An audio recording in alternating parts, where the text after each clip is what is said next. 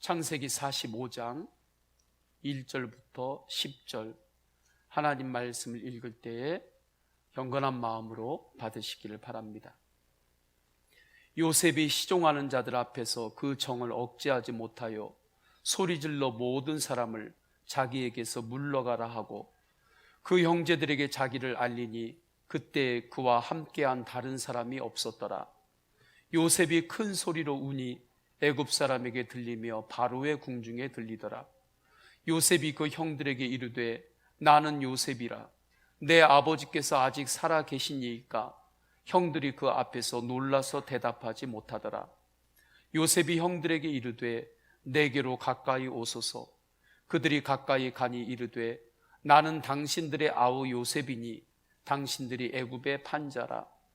당신들이 나를 이곳에 팔았다고 해서 근심하지 마소서. 한탄하지 마소서. 하나님이 생명을 구원하시려고 나를 당신들보다 먼저 보내셨나이다. 이 땅에 2년 동안 흉년이 들었으나 아직 5년은 밭갈이도 못하고 추수도 못할지라. 하나님이 큰 구원으로 당신들의 생명을 보존하고 당신들의 후손을 세상에 두시려고 나를 당신들보다 먼저 보내셨나니 그런즉 나를 이리로 보낸 이는 당신들이 아니요 하나님이시라. 하나님이 나를 바로에게 아버지로 삼으시고 그 온 집의 주로 삼으시며 애굽 온 땅의 통치자로 삼으셨나이다. 당신들은 속히 아버지께로 올라가서 아뢰기를 아버지의 아들 요셉의 말에 하나님이 나를 애굽 전국의 주로 세우셨으니 지체 말고 내게로 내려오사 아버지의 아들들과 아버지의 손자들과 아버지의 양과 소와 모든 소유가 고센 땅에 머물며 나와 가깝게 하소서. 아멘. 어떠한 가정이든 그 가정 안에는 기가 막힌 역사들이 있습니다. 그 안에는 기쁨도 있지만 회복되어야 할 영역들이 있습니다. 회복되어야 할 관계들이 있습니다. 모든 가정이 회복해야 할 그 원 가정의 모습은 어떤 것일까요? 가정 안에 있는 사랑이 하나님을 향하게 하는 것입니다. 이것이 회복되어야 합니다. 서로 사랑하는 것입니다. 이것이 회복되어야 합니다. 또한 가정의 방향입니다. 우리 가정의 방향이 지금 어디를 향하고 가고 있는지, 하나님께서 기뻐하시는 방향으로 우리 가정이 가고 있는지, 하나님께서 기뻐하시는 방향으로 나아가는 그것이 회복이 되어야 됩니다. 가정 안에 하나님이 주시는 꿈이 회복이 되어야 합니다. 가정 안에 꿈이 있는 것이 하나님께서 주신 원 가정의 모습입니다. 창세기 2장에 아담과 하와를 통해서 주신 원 가정의 형태입니다. 그런데 인간들이 죄를 지음으로 말미암아 창세기 3장에 가면 하나님이 주신 그 원 가정에 회복되어야 할 그 모든 것들이 깨져요. 가정 안에 사랑의 관계가 깨어집니다. 하나님이 주신 가정의 방향을 잃어버립니다. 가정의 꿈을 잃어버립니다. 이러한 타락한 원 가정의 모습이 요셉의 가정에서 나타납니다. 요셉의 가정만이 아니라 우리의 가정에서도 나타나게 되는 거죠. 요셉의 어머니는 일찍 돌아가셨습니다. 형들이 10명 있었지만 이들은 모두 배 다른 형제들이었습니다. 그 당시 결혼 풍습에 따라서 요셉의 아버지 야곱에게는 4명의 아내가 있었기 때문입니다. 형들과 요셉의 나이 차이라든지 여러 부분에 있어서 힘의 차이가 분명했습니다. 요셉은 12명의 아들 중에 11번째 아들이었습니다. 형들에게 항상 힘으로 밀리는 거죠. 요셉은 아버지에게는 편애에 가까운 사랑을 받았습니다. 그러나 형제들에게는 시기의 대상이었습니다. 형제들이 요셉을 시기하다가 요셉의 나이 17살이 되었을 때 애굽에 노예로 팔아버립니다. 정말 엄청난 일이 일어난 거죠. 그리고는 아버지 야곱에게는 그 형제들이 거짓말로 동생 요셉이 들판에서 죽었습니다 하고 말하죠. 이러한 모든 일들이 요셉의 가문 안에서 일어난 것입니다. 요셉의 인생에 일어난 것입니다. 자기 의지와고 관계없이 일어나 버린 것이죠. 이때 요셉이 겪었을 그 육신적인 짐과 마음의 상처가, 상실감이 얼마나 컸겠습니까? 충격이죠. 하루아침에 먹고 사는 게 힘들어진 것입니다. 가장 가까이 있는 사람들로부터 받은 상처는 너무 슬펐습니다. 그런데 현실은 그 슬픔조차도 느낄 여유가 없습니다. 애굽에서 노예살이로 살아남아야 되기 때문에 슬퍼할 시간도 없고 겨를도 없는 것입니다.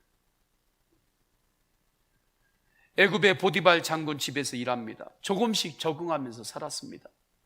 보디발 장군에게 인정도 받았습니다. 그런데 어느 날 보디발 장군의 아내의 거짓말을 통해서 억울한 성범죄자의 누명을 씁니다. 감옥에 가죠. 감옥 안에서 10년 이상 되는 시간을 요셉이 보내게 됩니다. 배신감이 얼마나 컸겠습니까? 요셉이 짊어지고 있는 육신의 짐과 감정적인 짐이 얼마나 무겁겠습니까? 17살에 그 요셉이 짊어지기에는 너무나 무거운 짐이 아닙니까? 이러한 요셉의 인생에 진정한 회복이 일어날 수 있을까요? 이 가정이 정말 회복될 수 있을까요? 인간적으로 볼 때 불가능한 것입니다. 그러나 요셉에게 놀라운 일이 일어납니다. 믿을 수 없는 일이 일어납니다. 회복이 됩니다. 요셉 안에 회복이 일어납니다. 그의 마음 안에 회복이 일어납니다. 삶의 모든 영역에 회복이 일어납니다. 그의 가정이 다시 회복이 됩니다. 어떻게 이런 일이 일어날 수 있었을까요? 자기가 살아가야 되는 인생의 방향을 잃어버리지 않습니다. 여러 가지 어려움 가운데서도 하나님이 주시는 꿈을 가지고 살고 내 인생의 방향이 어디를 향해야 하는지 분명하게 요셉이 알고 사는 것입니다. 이것이 회복입니다. 성도님들의 가정의 방향이 어디를 향하고 있습니까? 어디를 향하여 성도님들의 가정의 방향이 지금 나아가고 있습니까? 하나님을 향하시기를 축원합니다. 그것이 회복이 되어야 하는 거예요.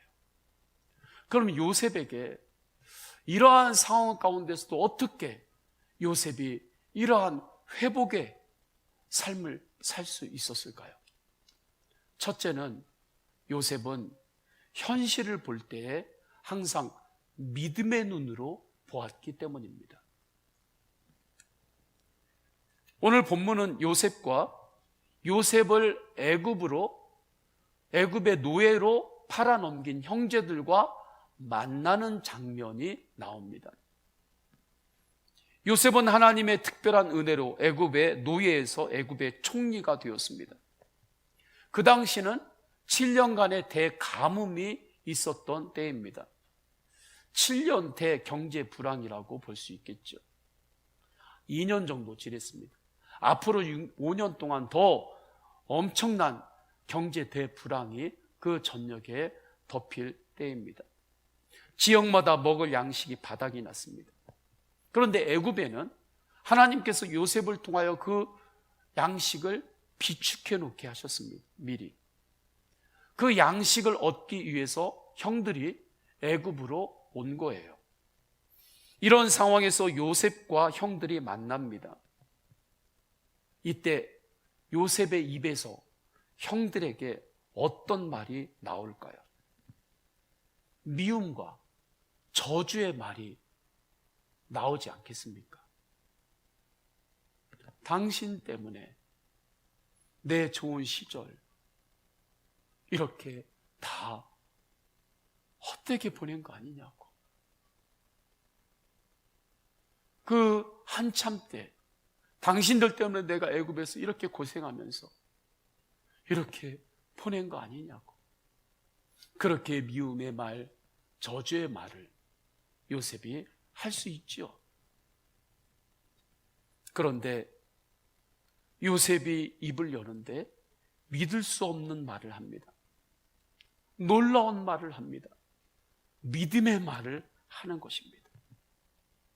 내가 애굽에서 여러 가지 고생도 했지만 돌아보니 이것은 하나님의 큰 계획 가운데 있는 하나님의 인도하심이었습니다.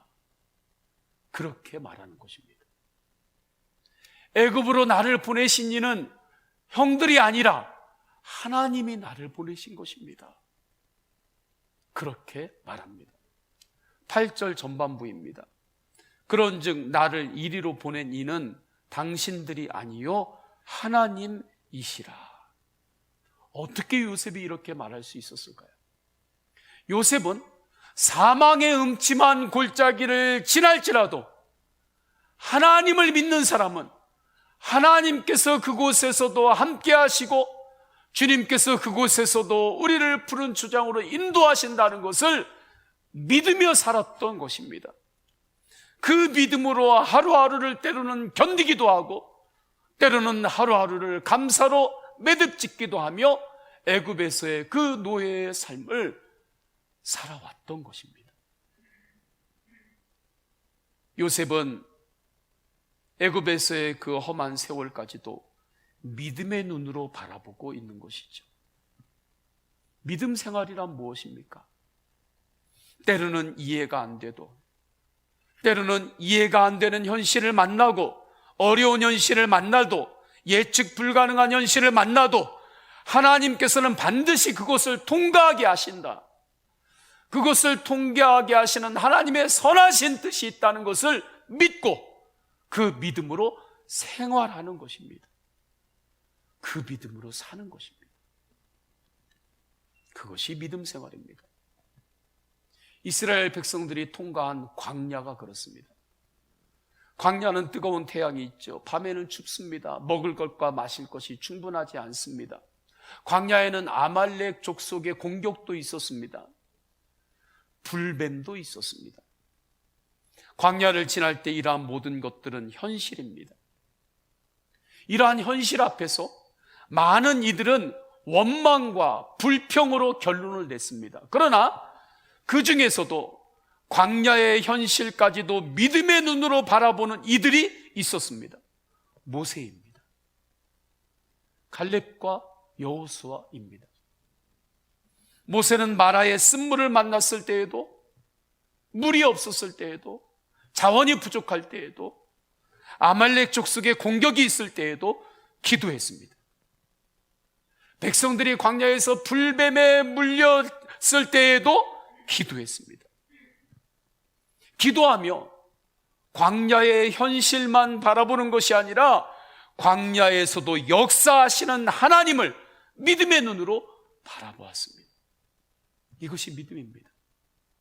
저는 성도님들이 현실만 바라보는 것이 아니라 그 현실 가운데서 일하시고 계시고 가장 선한 길로 인도하시고 계시는 하나님을 바라보시고 기도하시기를 축원합니다. 이 믿음으로 기도할 때 하나님은 광야의 반석에서 물을 내셨습니다. 쓴 물이 단물로 변하게 하셨습니다. 아말렉 족속과의 싸움에서 승리케 하셨습니다. 불뱀에 물려가지고 다리가 퉁퉁 부었을 때 온몸이 퉁퉁 붓고 열이 막 40도 막 이렇게 오르지 않았겠습니까? 그때 하나님을 바라보며 그 엄청난 현실 앞에서 기도하는 그 모세의 기도가 있었기 때문에 하나님께서 그 백성들을 보호하시고 회복시켜 주셨습니다.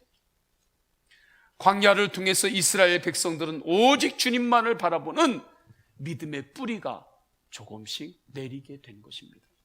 그렇기 때문에 이스라엘 백성이 통과한 광야를 광야 학교라고 말하는 것입니다.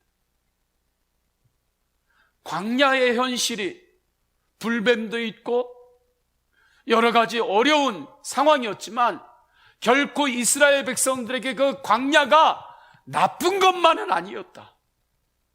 오히려 그 광야를 통과하면서 그들은 믿음의 뿌리를 깊이 내리게 되었고 살아계신 하나님을 더욱 알게 되었기 때문입니다.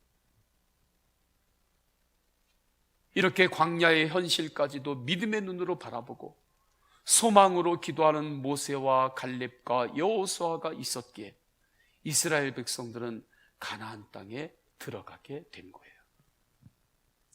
지금 성도님들의 삶의 현실이 어떻습니까?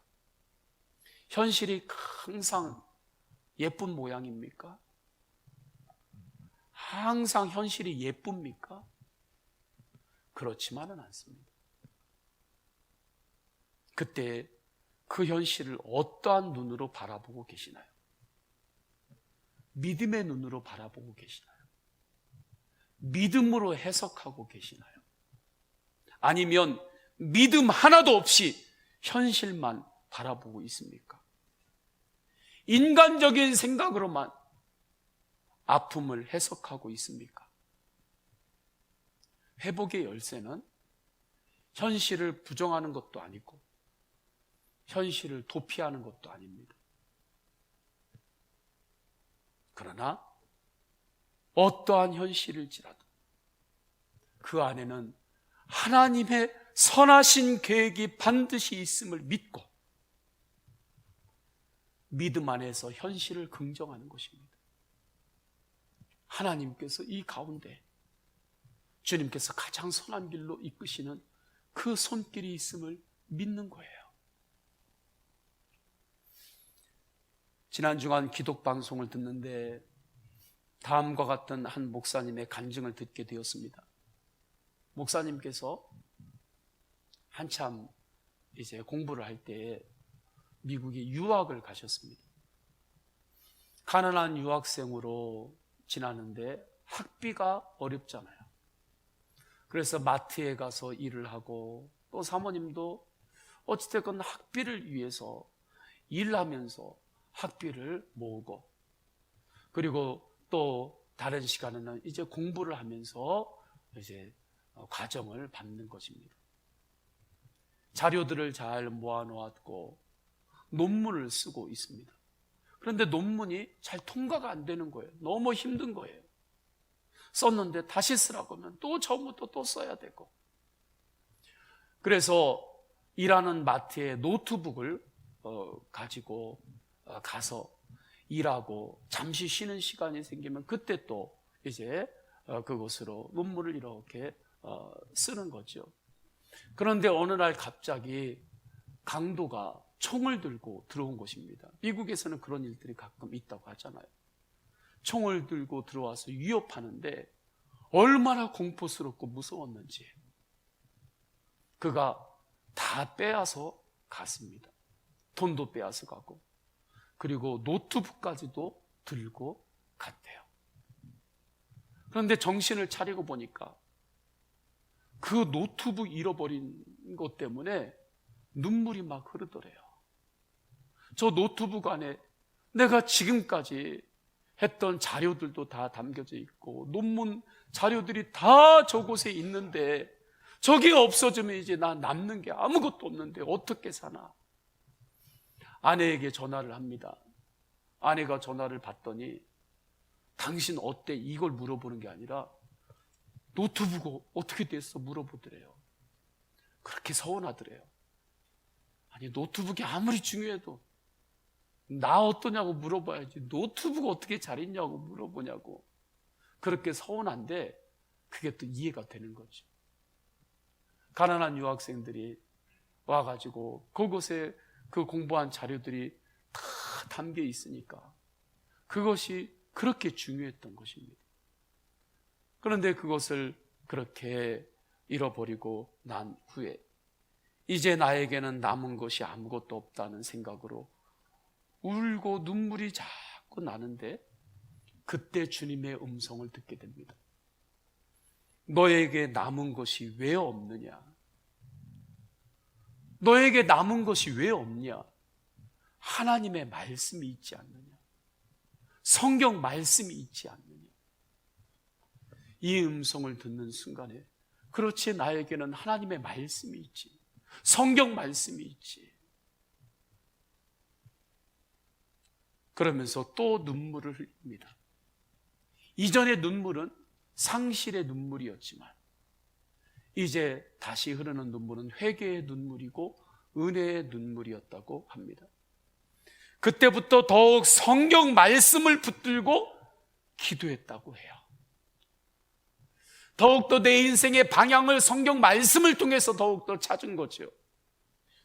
그렇게 말씀으로 기도할 때마다 하나님은 말씀으로 위로해 주셨습니다. 하나님의 말씀으로 새 힘을 주셨다고 고백합니다. 그 힘과 은혜로 그때는 그렇게 죽을 것 같았는데 그 모든 것들을 다 통과하고 지금 여기까지 왔다고. 그래서 지금 내가 이렇게 목회를 잘 하고 있다고 고백을 합니다. 가난한 유학생 시절에 그 어려웠던 현실을 믿음으로 바라보았기 때문에 극복할 수 있었던 것입니다. 요셉이 그랬습니다. 요셉은 애굽의 노예로 끌려와서도 현실만 바라보지 않았어요. 그래서 기도했습니다. 저는 성도님들 안에 기도가 살아있기를 축원합니다. 요셉이 어려운 현실 가운데서도 일하시는 하나님을 바라보았기 때문에 보디발 장군의 아내가 미혹을 할 때 그때 코람데오 신앙, 하나님 앞에서의 신앙으로 그것을 이겼습니다. 감옥에 가서도 자신을 지킬 수 있었고요, 그 안에서도 선한 영향력으로 살게 되었습니다. 자신이 애굽 땅에서 그렇게 고생스럽게 살았던 것은 하나님의 훈련이었습니다. 고백하는 거죠. 하나님의 선한 계획 중에 하나였다고 말합니다. 어떻게 그 철없던 그 사춘기를 같이 나는 17살의 요셉이 이렇게 믿음으로 잘 성장할 수 있었을까요? 현실을 도피하지 않고 현실을 믿음으로 바라보고 믿음으로 해석했기 때문입니다. 그리고 기도했기 때문에 그래요. 그래서 요셉 안에 회복이 일어났습니다. 그의 가정 안에 회복이 일어난 것입니다. 이러한 영적 원리를 인생의 짐을 통해서 설명하면 이렇습니다. 사람의 인생에는 누구나 세 가지 영역의 짐이 있습니다. 하나는 육신적인 영역의 짐입니다. 먹고 살아야 되기 때문입니다. 먹고 사는 것이 기쁨이기도 하지만 먹는 게 기쁨이잖아요. 먹는다고 없으면 우리 어떻게 살아요? 그런데 먹고 사는 것이 기쁨이기도 하지만 그것 때문에 짐이 되기도 합니다. 경제적인 짐이죠. 살다 보면 정서를 하나님께서 우리에게 주셨는데 정서가 있기 때문에 꽃이 피면 야, 꽃이 참 예쁘다. 날이 좋으면 야, 오늘 하늘이 참 맑네, 그렇게 마음에 기쁨을 얻게 되거든요.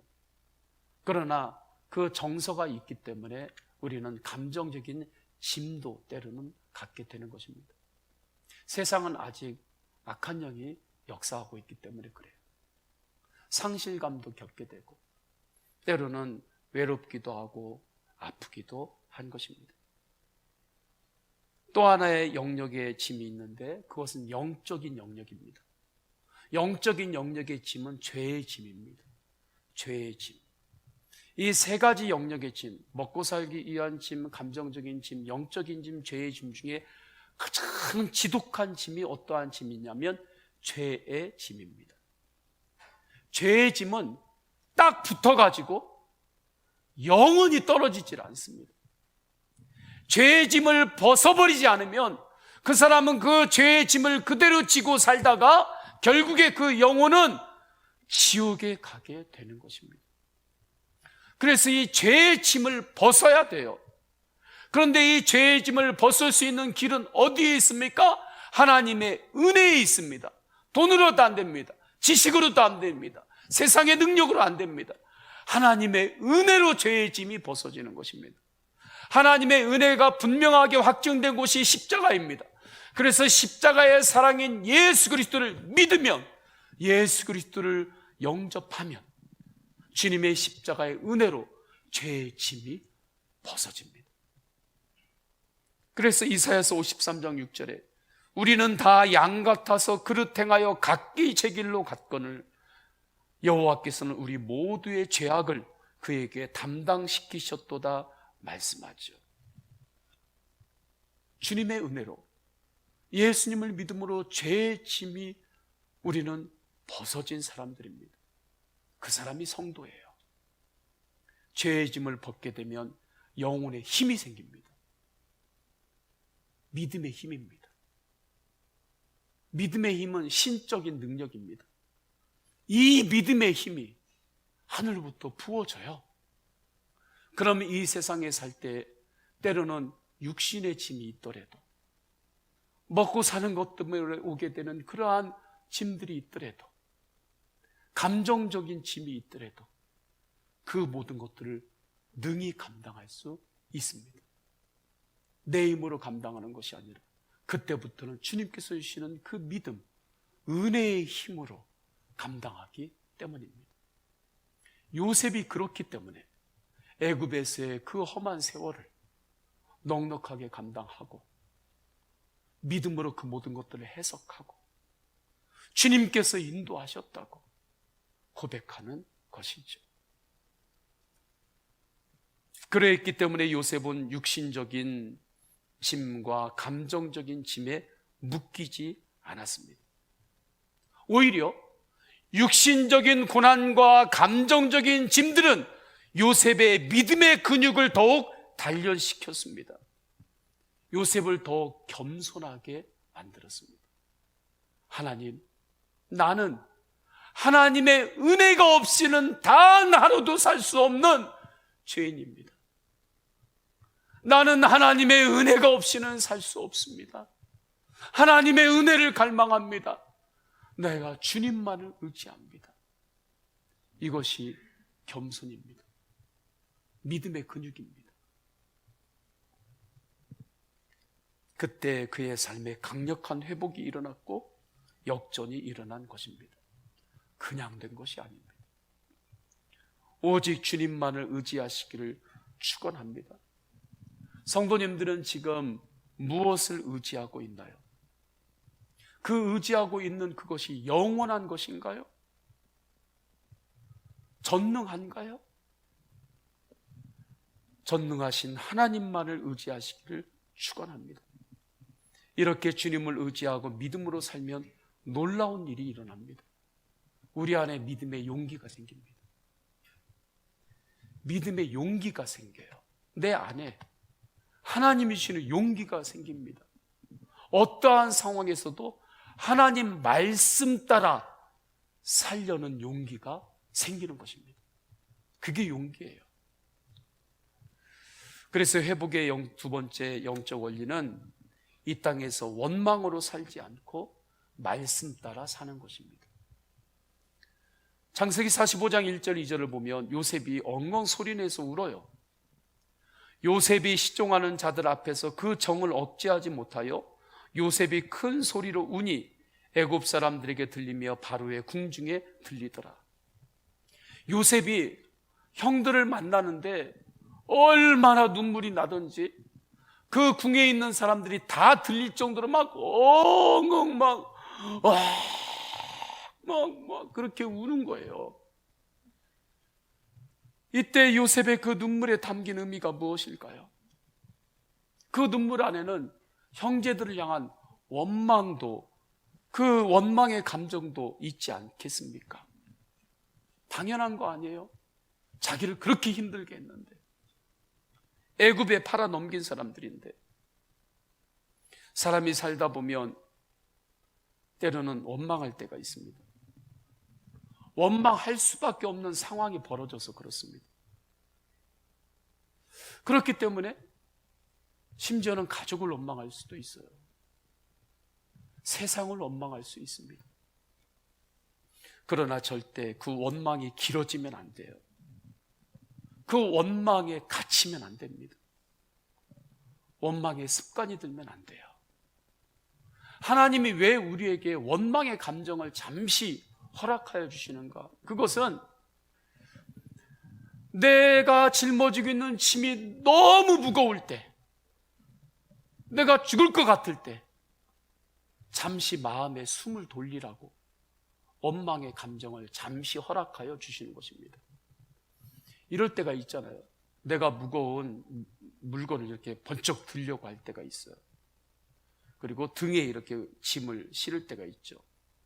조금만 실으면 되는데 나 할 수 있어, 할 수 있어 하고 쌀 한 반 가마 실어도 다리가 후들거리고 넘어질 사람이 한 가마 실어, 나 할 수 있어, 하나 더 실어, 나 괜찮아. 그리고 막 뒤에 쌀을 막 두 가마 되는 자기가 감당할 수 없는 짐, 그걸 확 짊어지면 그때 숨이 턱 막히는 거죠.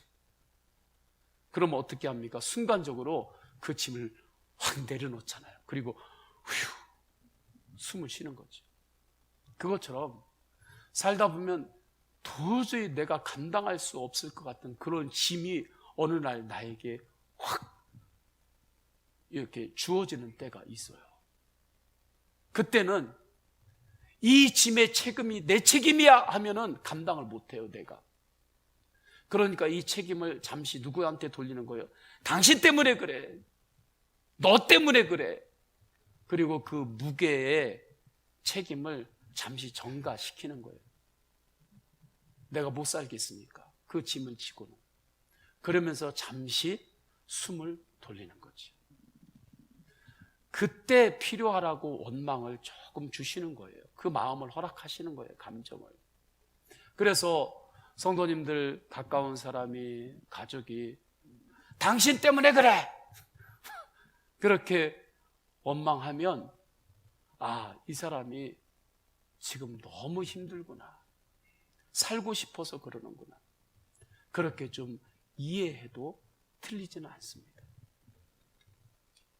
이스라엘 백성들이 출애굽할 때 그랬습니다. 광야를 지나서 물이 없으니까 막 원망하는 거예요. 모세를 원망하는 것입니다. 당신 때문에 이렇게 됐다고. 왜요? 그렇게라도 하면 잠시라도 속이 시원해지는 것 같으니까.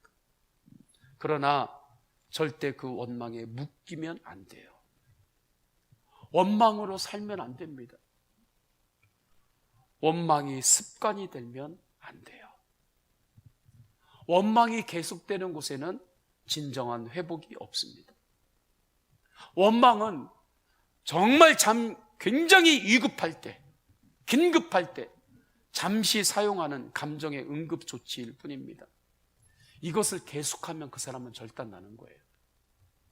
사람이 심정지가 이렇게 딱 됐을 때 그 심폐소생술 한다고 잠시 하는 것은 좀 도움이 되지만 이 사람에게 이게 몸에 좋은 거라고 막 24시간을 위에서 막 계속 막 눌러봐요.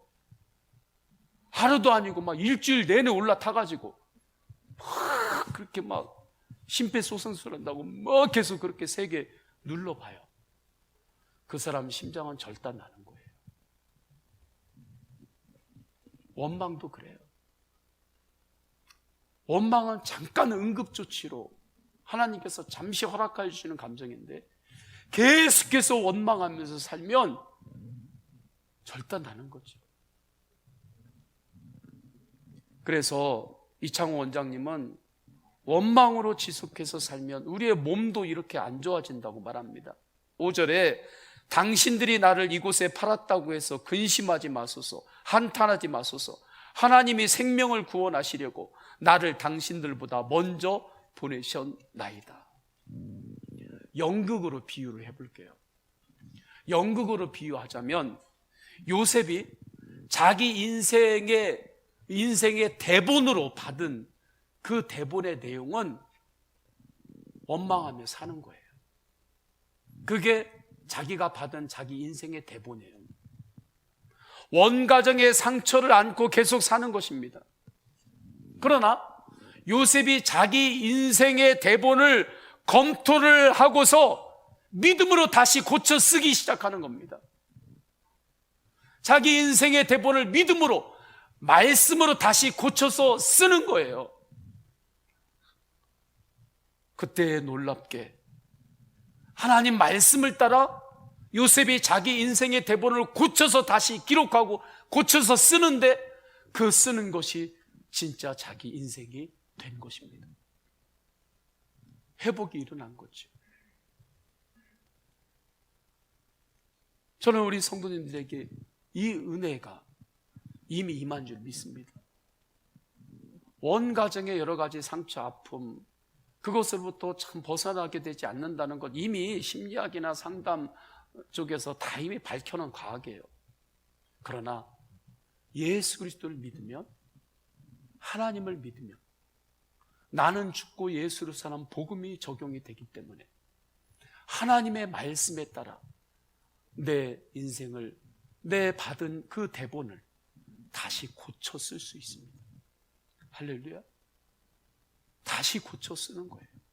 그것이 우리의 인생이 되는 것입니다. 요셉이 그렇게 살 때 놀라운 일이 일어났는데 그가 가정의 축복의 통로가 됩니다. 아버지와 형제들을 극심한 가뭄 중에 있는 고센 땅에 와서 함께 살아가게 하죠. 9절 10절이에요. 우리 9절 10절을 다 함께 읽을까요? 시작. 당신들은 속히 아버지께로 올라가서 말하기를 아버지의 아들 요셉의 말에 하나님이 나를 애굽 전국의 주로 세우셨으니 지체 말고 내게로 내려오사 아버지의 아들들과 아버지의 손자들과 아버지의 양과 소와 모든 소유가 고센 땅에 머물며 나와 가깝게 하소서. 아멘. 정말 놀라운 일입니다. 그렇게 힘이 없이 형제들에게 당하기만 하고 그렇게 힘들게 살았던 요셉이 축복의 통로가 되었습니다. 역전이 일어난 것입니다. 하나님께서 요셉을 애굽의 총리로 세우셨는데 애굽의 총리로 세우신 것은 요셉 혼자 영화롭게 살라고 세우신 것이 아니라 그 총리가 된 그것을 통해서 축복의 통로가 되라고 주신 은혜였습니다. 하나님께서 성도님들에게 주신 은사가 있습니다. 성도님들에게 주신 은혜가 있습니다. 그러한 것들이 축복의 통로로 쓰임받고 있습니까? 저는 우리 교회 성도님들이 축복의 통로로 쓰임받는 인생이 되기를 축원합니다. 선교의 통로가 되시기를 축원합니다. 김영인 선교사님이 계세요. 병동에 입원 중이십니다. 며칠 전 간호사님이 그분 차트를 보시는데 차트에 인도네시아 선교사라는 그 기록이 있는 걸 보셨어요. 그 간호사님이 김영인 선교사님에게 찾아오셨습니다. 이렇게 말합니다. 선교사님, 저도 하나님 앞에서 사명자라는 생각으로 살고 있는 사람입니다. 그러면서 선교사님과 대화를 나누고 함께 기도합니다. 선교사님과 함께 기도하고 그 간호사분이 나도 하나님 앞에서 사명자라고 생각하고 그렇게 사는 사람입니다 라고 말하면서 이름과 전화번호도 주더래요. 그런데 그때 간호사님과 함께 기도하는데 그날 하나님이 주시는 큰 마음의 소망이 임했고 마음에 큰 힘이 생겼다고 말합니다. 그리고 남편 김찬 선교사님에게 이렇게 문자를 보내요. 여보, 주님이 천사를 보내주셨어. 주님이 천사를 보내주신 것만 같아서 너무 감사해 라고 문자를 보냈다고 합니다. 그분 간호사님은 하나님께서 주신 자신의 은사, 그 자리를 통해서 축복의 통로가 된 것입니다. 저는 우리 성도님들도 어떠한 영역에 있든지 그 영역이 하나님이 이 땅을 향하여 하나님이 주시는 축복의 통로로 쓰임받기를 축원합니다. 저는 확장된 믿음의 가정인 서원교회 담임 목사로 주님께 부름을 받았습니다. 저는 서원교회 담임 목사로 하나님의 부름을 받아서 이곳에 있는 것입니다. 하나님의 부름을 받아 담임 목사로 세워졌기 때문에 항상 가지고 있는 간절한 소원이 있습니다. 담임 목사로서 성도들을 향해 하나님께서 주시는 축복의 통로가 되는 것입니다.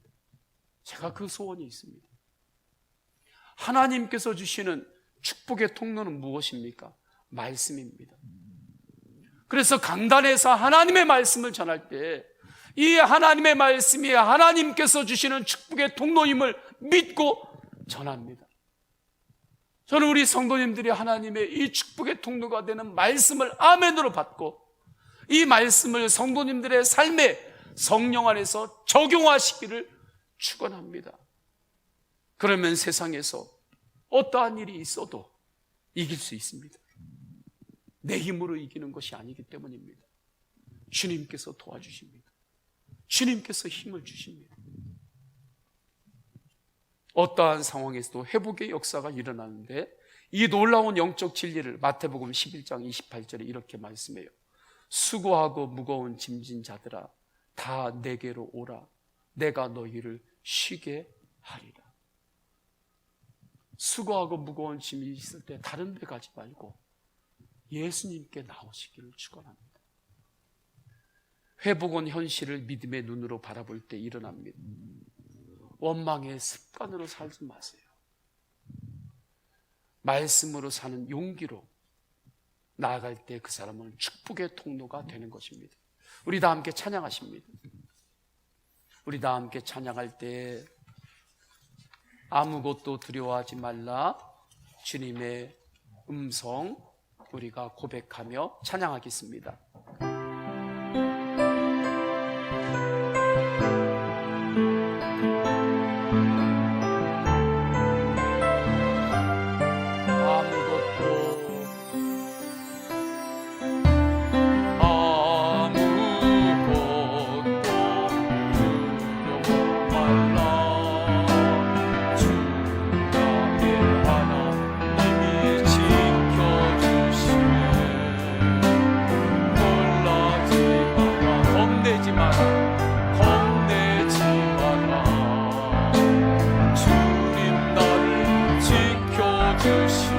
아무것도 두려워 말라.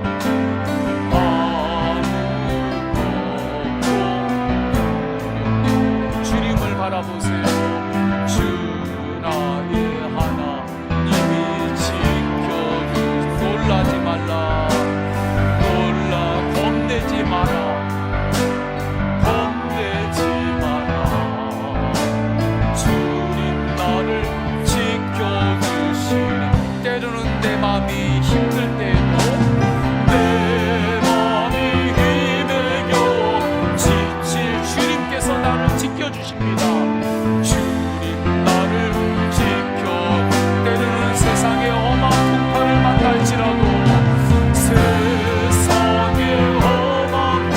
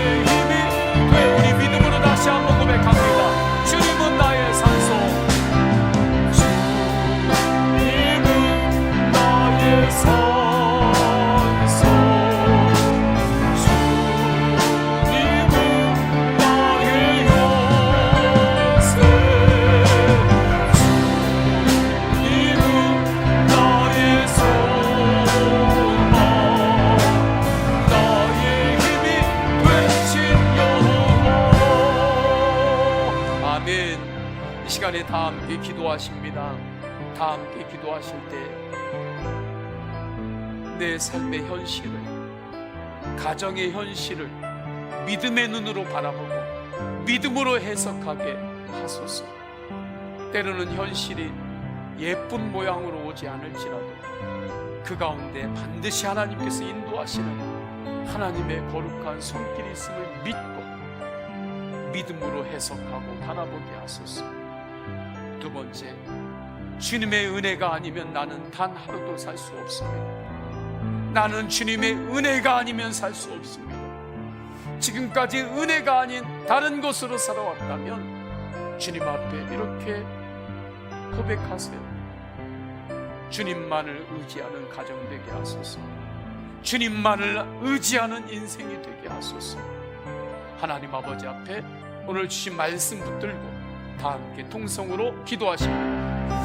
할렐루야. 하나님 아버지, 주님께서 인도하여 주셨습니다.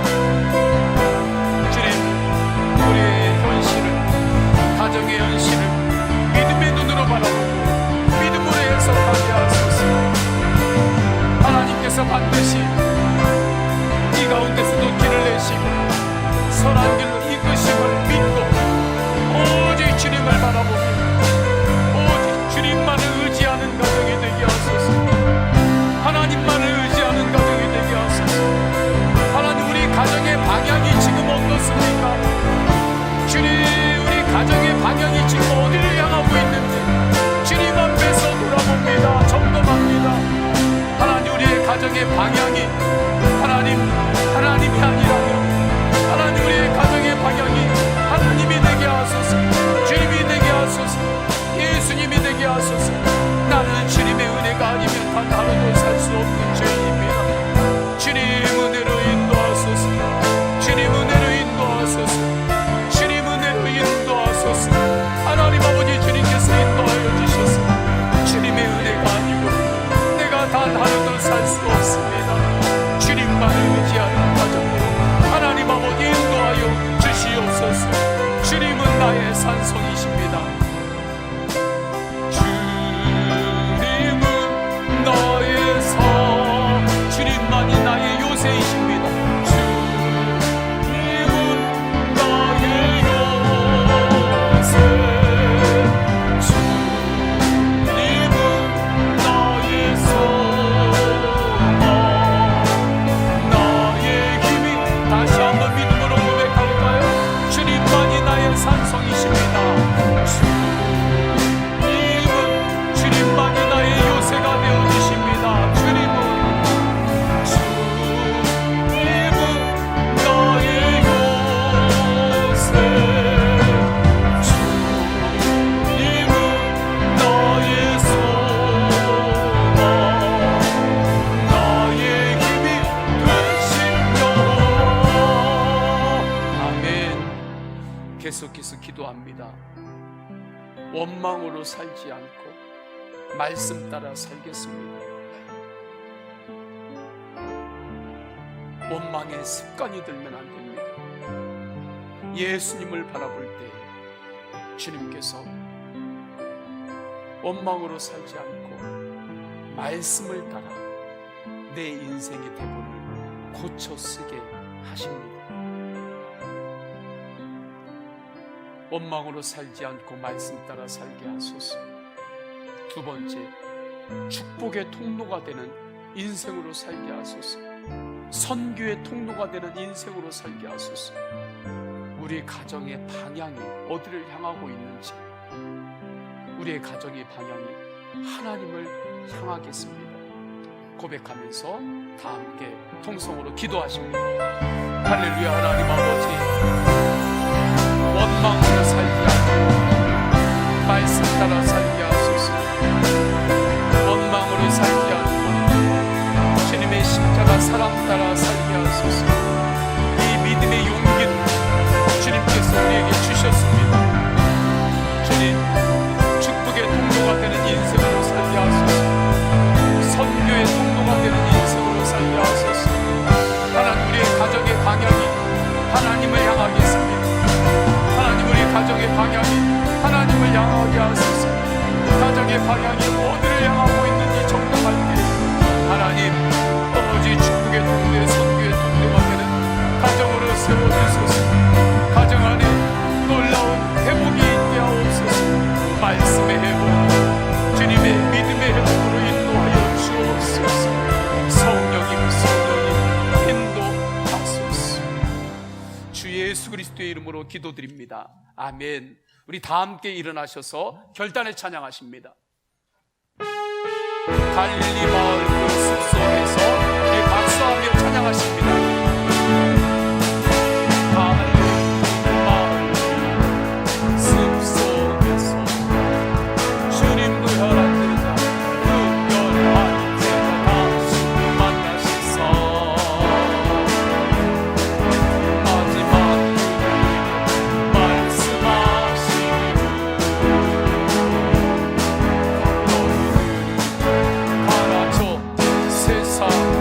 가서 제자 삼으라. 가서 제자 삼으라.